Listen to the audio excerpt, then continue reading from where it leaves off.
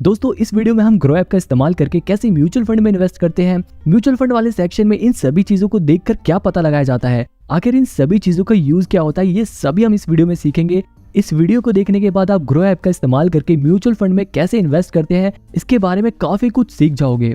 इससे पहले मैंने एक और वीडियो बनाई थी जिसमें मैंने ग्रो ऐप को चलाना सिखाया था और वो वीडियो आप लोगों को बहुत पसंद आई, जिसमें बहुत ही अच्छे कमेंट्स आए आप लोगों के, जिसे देखकर मैं बहुत ही मोटिवेट हुआ और इसीलिए अब मैं आपके लिए ग्रो ऐप में म्यूचुअल फंड वाले सेक्शन को कैसे चलाते हैं ये सब बताऊंगा। तो सबसे पहले हम अपने ग्रो ऐप को खोल लेते हैं। अब यहाँ पर सबसे नीचे आप देख सकते हो स्टॉक्स और म्यूचुअल फंड लिखा है। स्टॉक्स वाला ये वाला पोर्शन तो मैं आपको पहले ही समझा चुका हूँ। अब हम बात करेंगे म्यूचुअल फंड वाले सेक्शन की। तो यहाँ पर मैं म्यूचुअल फंड पे क्लिक करता हूँ। अब यहाँ पर पूरा म्यूचुअल फंड का सेक्शन खुल गया है। सबसे ऊपर यहाँ पर देखो ये लिखा है पॉपुलर फंड्स। यहाँ पर हमें वो म्यूचुअल फंड दिखाता है जो लोगों में सबसे ज्यादा पॉपुलर है। जैसे कि यहाँ पर दिखा रहा है Nippon India small cap fund जिसने 51.8% पिछले 3 सालों में रिटर्न दिया है। ऐसे एक और दिखा रहा है आईसीआईसीआई प्रूडेंशियल कमोडिटीज फंड जिसका 53% पिछले 3 सालों में रिटर्न था। ऐसी पराग पारिक फ्लेक्सी कैप फंड जिसका 31% पिछले 3 सालों में रिटर्न था। ऐसी हमें ये और भी कुछ पॉपुलर फंड्स दिखा रहा है।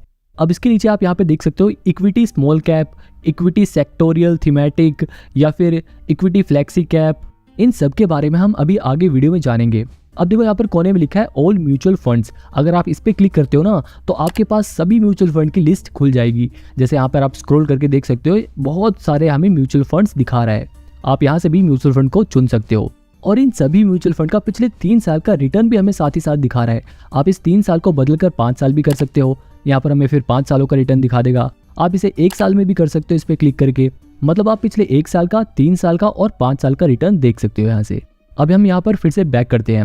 अब इसके नीचे देखो यहाँ पर आता है कलेक्शंस। यहाँ पर लिखा है high return, SIP with 500, tax saving, large cap, mid cap, small cap. आखिर इन सभी चीजों का मतलब क्या है? तो सबसे पहले हम नीचे वाले सेक्शन पे आते हैं और लार्ज कैप, मिड कैप और स्मॉल कैप को समझते हैं। अब देखो इन सभी चीजों को समझाने से पहले मैं आपको जल्दी से बता दूं कि म्यूचुअल फंड क्या होता है। म्यूचुअल फंड में देखो क्या होता है, बहुत सारे लोग अपना थोड़ा थोड़ा पैसा फंड मैनेजर को देते हैं और ये फंड मैनेजर प्रोफेशनल लोग होते हैं। ये प्रोफेशनल्स हमारे पैसों को अलग अलग जगह पर लगाते हैं ताकि वो वहां से रिटर्न कमा सके और वही सब रिटर्न यहाँ पर लिखा रहता है। मतलब हमारे पैसों को इन लोगों ने अलग अलग जगह पर लगाया और उन्हीं पैसों से जो रिटर्न मिला वो यहाँ पे हमें दिखाया जाता है। तो भाई अब सवाल ये आता है कि आखिर ये अलग अलग जगह कौन सी होती है जहां पर फंड मैनेजर हमारे पैसों को लगाते हैं। तो देखो जो फंड मैनेजर होते हैं ना वो हमारे पैसों को इक्विटी में लगाते हैं, बॉन्ड में लगाते हैं, डेट में लगाते हैं। इक्विटी यानी कि वही शेयर मार्केट में लगाते हैं और डेट यानी कि वो हमारे पैसों को ब्याज पर देते हैं, यानी कि वो हमारे पैसों से ही पैसों को बना रहे हैं। और इसके बदले में फंड मैनेजर को क्या मिलता है? इसके बदले में फंड मैनेजर उस रिटर्न में से थोड़ी सी फीस अपनी ले लेता है। तो मतलब म्यूचुअल फंड में फायदा ये है कि अगर किसी को शेयर मार्केट के बारे में नहीं पता, उसको ये नहीं पता कि अपने पैसे कहाँ पर इन्वेस्ट करे कि उसका पैसा बढ़े, तो उन लोगों को म्यूचुअल फंड में इन्वेस्ट करना चाहिए। क्योंकि हमारा ये शेयर को ढूंढने का, कहाँ पे पैसे लगाने हैं, ये काम फंड मैनेजर करेंगे और भले से उसके बदले वो थोड़ी सी फीस ले लेते हैं लेकिन अच्छी जगह तो इन्वेस्ट करते हैं।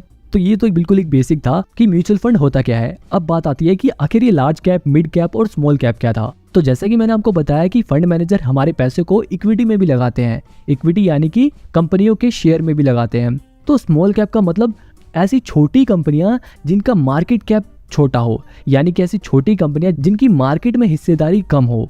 लार्ज कैप ऐसी कंपनियां होती है जिनका मार्केट में हिस्सेदारी बहुत ज्यादा होती है, जिनका मार्केट शेयर बहुत ही ज्यादा होता है। और मिड कैप में मीडियम साइज की कंपनीज आती हैं। मतलब कि small cap, mid cap, large cap, इन चीजों का पता ये लगाने के लिए किया जाता है कि कंपनी के पास कितना मार्केट है, कंपनी कितनी बड़ी है। अब जैसे अगर आप स्मॉल कैप में क्लिक करोगे ना तो ये हमें ऐसे म्यूचुअल फंड्स दिखाएगा जिसमें फंड मैनेजर ने छोटी कंपनियों के शेयर्स में इन्वेस्ट कर रखा है, यानी कि छोटी कंपनियों में इन्वेस्ट कर रखा है। अब देखो छोटी कंपनियों में पैसे लगाने का फायदा ये होता है कि छोटी कंपनियों में रिटर्न ज्यादा मिलता है, यानी कि छोटी कंपनियों के बड़े होने की संभावना ज्यादा होती है ना। जब छोटी कंपनी ग्रो होगी तो उसमें प्रॉफिट ज्यादा बनने के चांसेस रहते हैं। हालांकि छोटी कंपनियों में दिक्कत भी यही होती है क्योंकि वो कंपनी छोटी है इसलिए उसमें रिस्क ज्यादा है। क्या पता वो कंपनी कंपटीशन में सरवाइव ना कर पाए, इसलिए छोटी कंपनियों में रिस्क ज्यादा होता है लेकिन उसमें प्रॉफिट की अपॉर्चुनिटी बहुत ज्यादा होती है, उसमें प्रॉफिट बनने के चांसेस बहुत ज्यादा होते हैं। अब देखो यहाँ पर आपको टेंशन लेने की जरूरत नहीं। जो हमारे फंड मैनेजर होते हैं वो इस काम में एक्सपर्ट होते हैं। वो अपने हिसाब से बेस्ट स्मॉल कैप कंपनियां चुनते हैं जिनके ग्रो होने के चांसेस बहुत ज्यादा होते हैं। अब जैसे यहाँ पर हमें क्वांट स्मॉल कैप फंड दिखा रहा है, इसमें नीचे देखो लिखा है ना इक्विटी स्मॉल कैप, यानी कि ये जो म्यूचुअल फंड है इसमें जो फंड मैनेजर होते हैं वो स्मॉल कैप कंपनियों में पैसा लगाते हैं। देखो नीचे लिखा भी हुआ है इक्विटी स्मॉल कैप। ऐसे Nippon India, ICICI prudential small cap fund, ऐसे बहुत सारे स्मॉल कैप फंड हमें दिखा रहे हैं। यानी कि जितने भी फंड्स हमें दिखा रहे हैं ये सभी छोटी कंपनियों में लगे हैं जहां पर रिस्क तो है लेकिन प्रॉफिट की अपॉर्चुनिटी बहुत ज्यादा है। आप देखो ये जितनी भी स्मॉल कैप वाली म्यूचुअल फंड्स हैं उन सभी के रिटर्न 40% से ऊपर है। क्वांट स्मॉल कैप फंड ने तो 65% रिटर्न दिया है। और अगर हम इसका 5 साल का करके देखें तो हमें 5 साल का भी डाटा दिखा दे कि 5 साल में किसने कितना रिटर्न दिया है। अब मिड कैप में ऐसे क्लिक करके देखें तो मिड कैप में जो थोड़ी मीडियम साइज की कंपनियां होती हैं उस कंपनियों में फंड मैनेजर ने पैसे लगा रखे हैं। मतलब ये जो फंड्स हमें दिखा रहे हैं वो ऐसे फंड्स हैं जिसमें मिड कैप कंपनियों में पैसा लगा हुआ है। यहाँ पर आप देखो इन सभी के नीचे लिखा हुआ है mid cap mid cap mid cap, यानी कि मिड कैप कंपनियों में इनका पैसा लगा हुआ है। ऐसी लार्ज कैप में जितने फंड्स दिखा रहा है उन सभी में भी फंड मैनेजर ने बड़ी बड़ी कंपनियों में पैसा लगा रखा है। तो देखो बिल्कुल क्लियर बात यह है कि अगर आपको बड़ी कंपनियों में पैसा लगाना है तो आप लार्ज कैप वाले पे क्लिक करके लगाओगे, और अगर आपको छोटी कंपनियों पे लगाना है तो स्मॉल कैप पे लगाओगे। मतलब अगर आप रिस्क ले सकते हो और आपको हाई रिटर्न चाहिए तो आप स्मॉल कैप में लगा सकते हो, लेकिन आपको ज्यादा रिस्क नहीं लेना, भले से पैसा थोड़ा कम रेट से बढ़े लेकिन उसमें रिस्क बिल्कुल ना हो, तो आप लार्ज कैप में लगाओगे। और अगर आपको बिल्कुल मॉडरेट चाहिए कि हाँ थोड़ा बहुत रिस्क भी चलेगा और रिटर्न भी थोड़ा ठीक ठाक चाहिए तो आप मिड कैप में लगा सकते हो।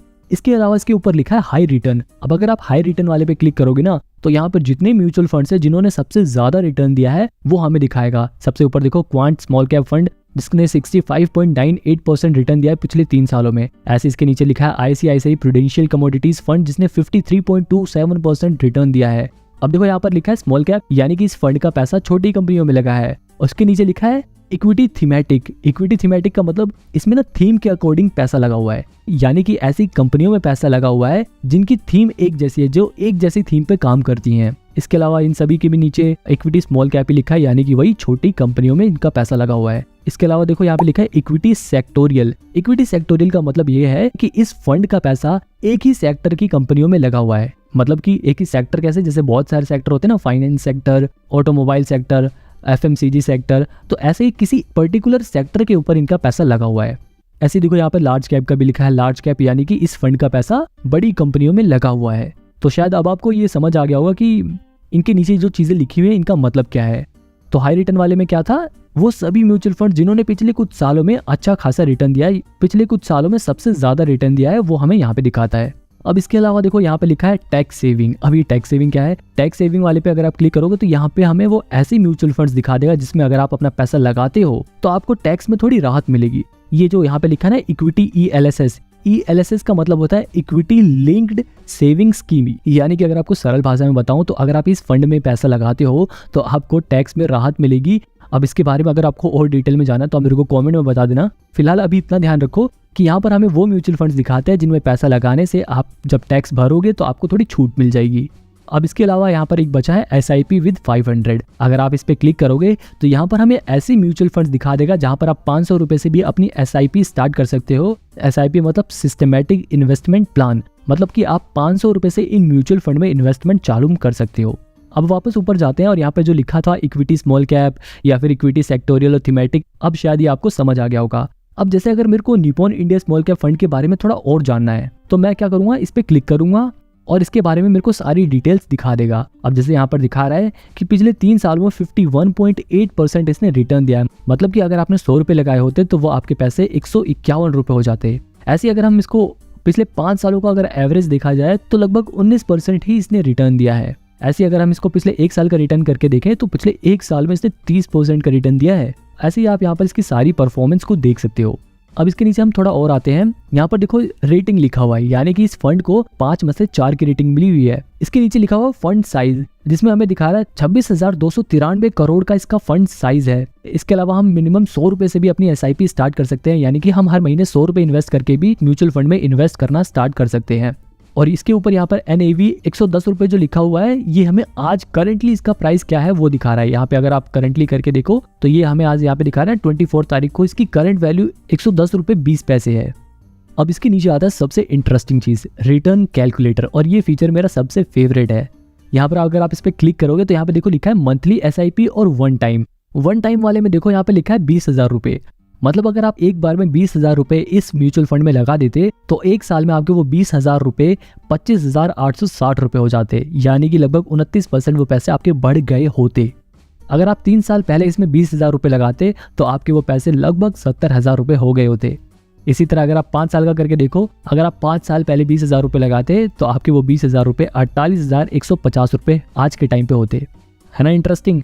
अब देखो इसके बगल में है मंथली SIP। अगर किसी के पास इकट्ठे पैसे नहीं है लगाने के लिए और वो हर महीने थोड़े थोड़े पैसे लगाना चाहता है तो वो मंथली SIP कर सकता है। और यहाँ पर हम मंथली SIP का रिटर्न कैलकुलेट करेंगे। मान लो आप 3 साल पहले हर महीने 10,000 रुपये इस म्यूचुअल फंड में SIP के जरिए इन्वेस्ट करते तो आपके वो पैसे कितने बढ़ जाते वो हमें यहाँ पे नीचे दिखा रहा है। आप टोटल 3,60,000 रुपये लगा देते अगर आप 10,000 रुपये 3 साल तक लगाते, और आपके वो 3 लाख रुपये 5,54,000 रुपये हो गए होते, यानी कि लगभग 54% आपके वो पैसे बढ़ गए होते।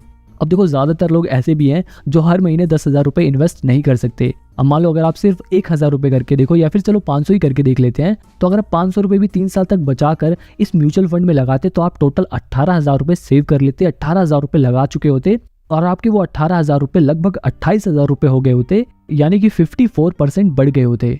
अब देखो आपको मंथली SIP करनी चाहिए या वन टाइम SIP करनी चाहिए, ये टोटली आप पर डिपेंड करता है। अब देखो इसके नीचे लिखा है होल्डिंग्स।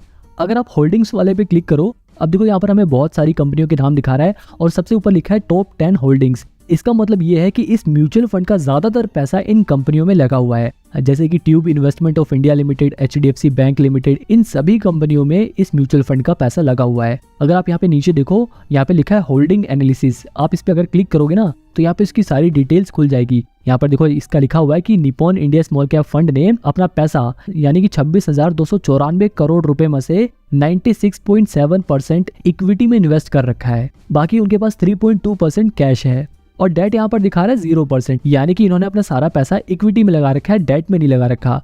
अब देखो इसके नीचे लिखा है इक्विटी सेक्टर एलोकेशन, यानी कि जो 96.7% वाला हिस्सा था, आखिर उसमें कहाँ पैसे लगा रखे हैं, किन किन सेक्टर में पैसे लगा रखे हैं, उसकी डिटेल्स हमें यहाँ पे नीचे दे रखी है। ये जो 96.7% मतलब कि लगभग 25,500 करोड़ रुपए इन्होंने किन किन सेक्टर्स में लगा रखे हैं, उसकी सारी डिटेल्स हमें यहाँ पर दे रखी है। अब जैसे इन्होंने देखो यहाँ पे लिखा है, ये जो ब्लू वाला पोर्शन है ये कैपिटल गुड्स में 17%, सबसे ज्यादा इन्होंने पैसा अपना कैपिटल गुड्स में इन्वेस्ट कर रखा है। इसके अलावा इन्होंने केमिकल्स में भी 10% इन्वेस्ट कर रखा है।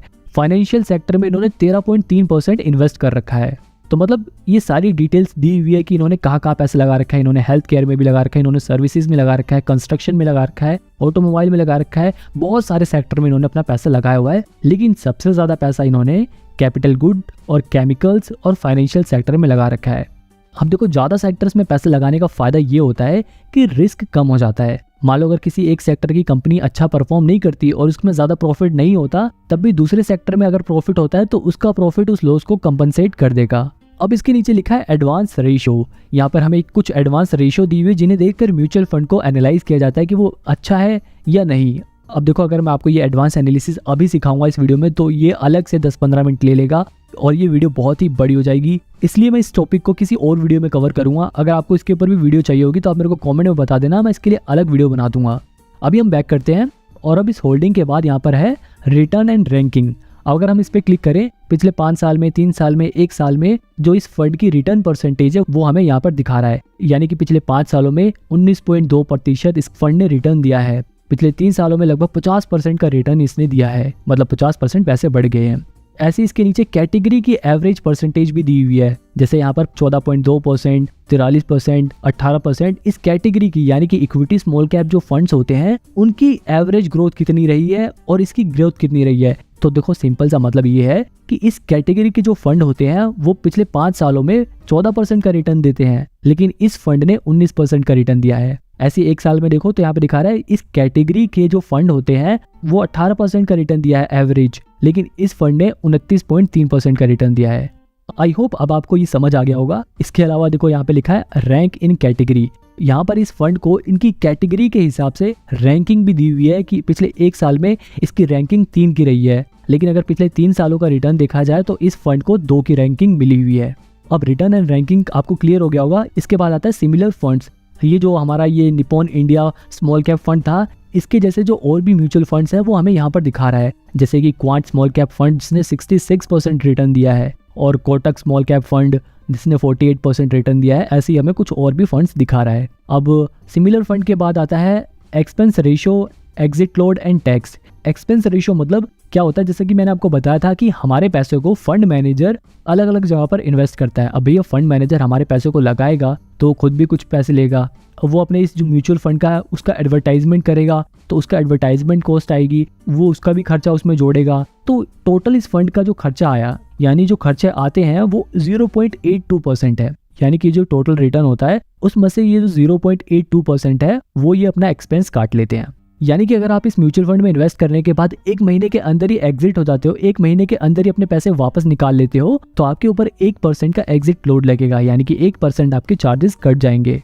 इसके अलावा नीचे लिखा है स्टैम्प ड्यूटी ऑन इन्वेस्टमेंट। अगर आप इस म्यूचुअल फंड में पैसे लगाओगे तो आपका जो टोटल अमाउंट रहेगा उसका 0.005% स्टैम्प ड्यूटी के नाम पर कटेगा।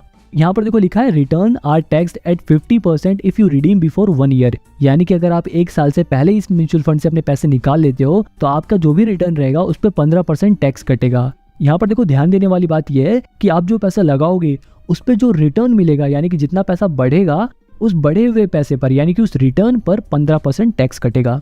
अब इसके नीचे देखो एक और बात लिखी है कि after 1 year you are required to pay LTCG, यानी कि long term capital gain tax आपको 10% पे करना पड़ेगा। यानी कि जो आपका रिटर्न है वो 1 साल में 1 लाख रुपए से ज्यादा होता है तो आपको उस पर 10% का टैक्स भरना पड़ेगा। अगर आपको थोड़ी कंफ्यूजन हो रही होगी ना तो आप इसे थोड़ा बैक करके दोबारा से सुनो, आपको समझ आ जाएगा। अगर आप इस पे क्लिक करोगे तो यहाँ पर उन फंड मैनेजर्स के नाम दिखा देगा जो आपके पैसे को अलग अलग जगह पर इन्वेस्ट कर रहे हैं। जैसे यहाँ पर दिखा रहा है समीर रच। अगर आप इनकी व्यू डिटेल पे क्लिक करोगे तो यहाँ पर दिखा रहा है कि जो समीर रच हैं, यानी कि जो फंड मैनेजर है यहाँ के, उनकी एजुकेशन क्वालिफिकेशन क्या है। जैसे कि यहाँ पर दिखा रहा है कि जो मिस्टर रच हैं उन्होंने BCom ऑनर्स कर रखी है VG वाजे कॉलेज मुंबई से, और इनको इस निपॉन इंडिया म्यूचुअल फंड में काम करने से पहले हिंदुजा फाइनेंस, MK रिसर्च जैसी कंपनियों में काम करने का एक्सपीरियंस है। ऐसे ही ये 3 फंड मैनेजर्स के नाम दिखा रहा है जिनकी एजुकेशन क्वालिफिकेशन और उनका एक्सपीरियंस को आप यहाँ से देख सकते हो। अब देखो इसके नीचे लिखा है fund house and investment objective. Fund house मतलब ऑर्गेनाइजेशन, ये हमारे देश के 6ठे नंबर पर आने वाली म्यूचुअल फंड ऑर्गेनाइजेशन है जिसके पास टोटल 2,77,915 करोड़ की असेट है। मतलब इन्होंने टोटल इतना सारा पैसा फंड्स में इन्वेस्ट कर रखा है। और ये जो ऑर्गेनाइजेशन है निपॉन इंडिया म्यूचुअल फंड, ये कब बनी थी, यहाँ पे वो डेट भी लिखी हुई है कि 30 जून 1995 को ये इनकॉर्पोरेट हुई थी। अब देखो ये निपॉन इंडिया म्यूचुअल फंड तो एक ऑर्गेनाइजेशन है, और ये जो Nippon India small cap fund direct growth है ये एक स्कीम है, ये एक फंड है। यानी कि ये ऑर्गेनाइजेशन है और ये एक फंड है, यानी कि एक तरह से उनकी कैटेगरी है जिसमें वो पैसा लगाते हैं। अब इसके नीचे यहाँ पर इनका इन्वेस्टमेंट ऑब्जेक्टिव भी लिखा है कि ये जो Nippon India small cap fund scheme है, इनका ऑब्जेक्टिव ये है कि ये ऐसी छोटी छोटी कंपनियों में पैसा लगाएं जहां पर ये लॉन्ग टर्म में ज्यादा रिटर्न दे सके। अब इसके बाद आता है other plans in the same fund. अगर आप इस पे क्लिक करोगे तो यहाँ पर दिखा रहा है कि ये जो Nippon India mutual fund organisation है ये और कौन कौन से फंड चलाती है। तो यहाँ पर देखो Nippon India small cap fund, direct bonus, IDCW, ये इनके और भी कुछ फंड्स हैं जिनमें हम पैसा लगा सकते हैं। तो यहाँ पर ये सारी चीज़ें हमने कवर कर ली। ये बहुत सारी चीज़ें थी जिन्हें कवर करने में काफ़ी टाइम भी लग गया। इसके अलावा देखो यहाँ पर ये ऊपर छोटा सा लिखा हुआ है ना, वेरी हाई रिस्क। मतलब जैसा कि मैंने आपको बताया था कि छोटी कंपनियों में अगर पैसा लगाए तो वहाँ पर रिस्क भी ज़्यादा होगा। तो यहाँ पर उन्होंने वो पहले ही लिखा हुआ है कि अगर आप इस फंड में अपना पैसा लगाते हो तो यहाँ पर रिस्क ज़्यादा रहेगा। अब वापस बैक करते हैं। अब ये सब तो हमने कवर ही कर लिया है। अब इसके नीचे लिखा है क्विक एक्सेस। अगर आप किसी और ऐप में म्यूचुअल फंड में इन्वेस्ट करते हो तो आप उस म्यूचुअल फंड को यहाँ पर भी मैनेज कर सकते हो इस इंपोर्ट फंड वाले पे क्लिक करके। तो यहाँ पर आप अपना नंबर डालोगे तो आपने अपने नंबर से जो भी म्यूचुअल फंड होल्ड कर रखे होगे, यानी कि अपने दूसरे प्लेटफॉर्म पे जितने भी म्यूचुअल फंड खरीदे होगे वो यहाँ पर आपको दिखा देगा, आप उसे यहाँ पर इंपोर्ट कर सकते हो। अब इसके बगल में है NFO लाइव। यहाँ पे क्या होता है, जब कोई पहली बार नया म्यूचुअल फंड आता है और उसमें लोग पहली बार अपने पैसे लगाते हैं तो वो इस NFO लाइव वाले सेक्शन में दिखाता है। अगर आप इस पे क्लिक करोगे तो यहाँ पर जितने नए म्यूचुअल फंड अभी आए हैं वो सभी हमें यहाँ पर दिखा रहा है। उनकी लॉन्च डेट यहाँ पे हमें दिखा रहा है और उनकी क्लोजिंग डेट कब है ये भी हमें बता रहा है। अगर आप इन पे क्लिक करके देखोगे तो इसके बारे में सारी डिटेल्स आपको दिखा देगा कि इस फंड हाउस का ऑब्जेक्टिव क्या है, इसमें मिनिमम इन्वेस्टमेंट कितनी चाहिए, इसके अंदर एग्जिट लोड और टैक्स इम्प्लीकेशंस क्या होंगी, वो सभी डिटेल यहाँ पर आपको दिखा देगा। अगर आप यहाँ पर एक बार में पैसे लगाकर इन्वेस्ट करना चाहते हैं तो 1 टाइम पे क्लिक करना होगा, और अगर आप मंथली पैसे इसमें इन्वेस्ट करना चाहते हैं तो आपको स्टार्ट SIP पे क्लिक करना पड़ेगा। तो अभी हम बैक कर देते हैं। इसके अलावा इसके बगल में कंपेयर का ऑप्शन दिया हुआ है। ये काफी यूजफुल ऑप्शन है क्योंकि आप इसकी मदद से 2 म्यूचुअल फंड को आपस में कंपेयर कर सकते हो। अब जैसे यहाँ पे नीचे आपको दिखा रहा है ना ICICI प्रूडेंशियल कमोडिटीज फंड और Nippon India small cap fund दिखा रहा है ना, अगर हमें इन दोनों को मान लो कंपेयर करना है तो हम इस पे क्लिक करेंगे कंपेयर वाले ऑप्शन पे, और यहाँ पर हमें एड अ फंड वाले पे क्लिक करना होगा और यहाँ पर हमें उस फंड का नाम डालना पड़ेगा। जैसे मैं यहाँ पे डाल देता हूँ ICICI प्रूडेंशियल कमोडिटीज फंड, ये दिखा रहा है सबसे ऊपर। मैंने इस पे क्लिक कर दिया। अब इसके बगल में मेरे को दूसरा म्यूचुअल फंड ऐड करना पड़ेगा, जैसे मैं यहाँ पे डाल देता हूँ Nippon India small cap fund, ये सबसे ऊपर दिखा रहा है। मैंने इस पे क्लिक कर दिया। अब ये इन दोनों म्यूचुअल फंड का डिटेल कंपैरिजन करेगा, जिसमें उनके रिटर्न्स को, उनके रिस्क को, उनकी रेटिंग्स को, सबको एनालाइज करेगा। अब अगर आप नीचे स्क्रॉल करोगे तो यहाँ पे फंड डिटेल्स दिखा रहा है। अगर आप इस पे क्लिक करोगे तो पिछले 1 साल के डाटा के ऊपर ये इसने कंपैरिजन किया है। यहाँ पे देखो ये रिस्क बता रहा है कि ICICI प्रूडेंशियल में हाई रिस्क है, लेकिन Nippon India small cap fund में ज्यादा रिस्क है, क्योंकि वो स्मॉल कैप फंड है। हालांकि रेटिंग यहाँ पे सिर्फ निपॉन इंडिया की दिखा रहा है, ICICI की नहीं दिखा रहा। इसके अलावा आप दोनों ही म्यूचुअल फंड में मिनिमम 100 रुपए से अपनी SIP स्टार्ट कर सकते हो। एक्सपेंस रेशियो की बात करें तो ICICI प्रूडेंशियल फंड में एक्सपेंस रेशियो ज्यादा है, जबकि Nippon India small cap fund में कम है। इसके अलावा दोनों की करंट वैल्यू भी हमें यहाँ पे दिखा रहा है। ये फंड कब से स्टार्ट हुआ था ये भी हमें यहाँ पे बता रहा है, और दोनों के एग्जिट लोड पे कितने चार्जेस लगेंगे वो भी हमें बता रहा है। जैसे ICICI प्रूडेंशियल में 1% लगेगा अगर आप 3 महीने के अंदर अंदर इसे रिडीम करते हो। इसके अलावा निपॉन इंडिया में भी आपको 1% चार्ज देना पड़ेगा, लेकिन इनका जो टाइम पीरियड है वो 1 महीने का दे रखा है इन्होंने। इसके अलावा अगर दोनों के 1 साल के रिटर्न को कैलकुलेट किया जाए तो Nippon India small cap fund ने ज्यादा रिटर्न दिया है, और अगर 3 साल के रिटर्न को कैलकुलेट किया जाए तो ऑलमोस्ट दोनों ने ही बराबर रिटर्न दिए हैं। हालांकि 5 साल में ICICI प्रूडेंशियल का डाटा नहीं है, बस निपॉन इंडिया का दिखा रहा है यहाँ पे 20%। यहाँ पे देखो सबसे नीचे लिखा है सिंस इंसेप्शन, यानी कि जब से ये म्यूचुअल फंड आए हैं तब से इन्होंने अब तक टोटल कितना रिटर्न दिया है। यहाँ पे ये दिखा रहा है कि ICICI प्रूडेंशियल ने अब तक 34% रिटर्न दिया है, जबकि निपॉन इंडिया ने 25% रिटर्न दिया है। अगर दोनों की प्रोज एंड कॉन्स के बारे में बात करें तो यहाँ पर इन दोनों ही म्यूचुअल फंड के फायदे और नुकसान दोनों ही बताए गए हैं। अब आप इन्हें पढ़ सकते हो।